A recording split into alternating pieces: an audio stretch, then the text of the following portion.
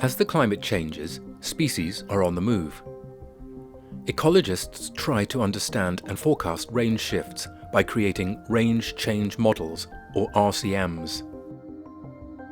These models may take into account at least 5 ecological processes that govern range dynamics: demography, physiological tolerance to the surrounding environment, evolution, dispersal, species interactions. But the performance of RCMs can also be influenced by observational processes such as sampling bias and imperfect detection introduced by researchers collecting the data.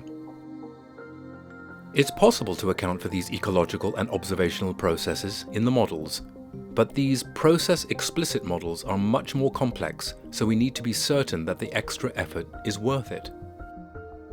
In a new paper in Ecological, Uribe Ribera and colleagues reviewed validations of RCMs in the literature to see if they had been benchmarked against simpler models with respect to their temporal predictive performance, model transferability, defined as the relative change in predictive performance when the models are transferred compared to the original predictive performance.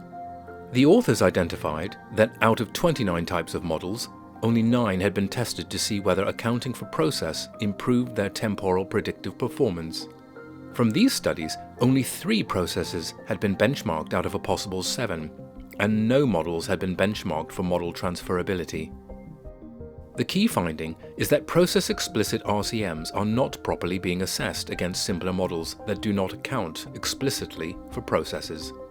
Temporally independent datasets should be used to train and validate models using retrospective forecasting exercises from observed range changes and simulated data to understand under which conditions the extra effort of constructing process-explicit models would be worth it.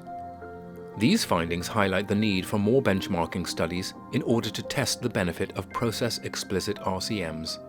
As biodiversity data improves, along with more benchmarking experiments, RCMs promise to be powerful tools for understanding biodiversity changes to guide conservation efforts and policy decisions.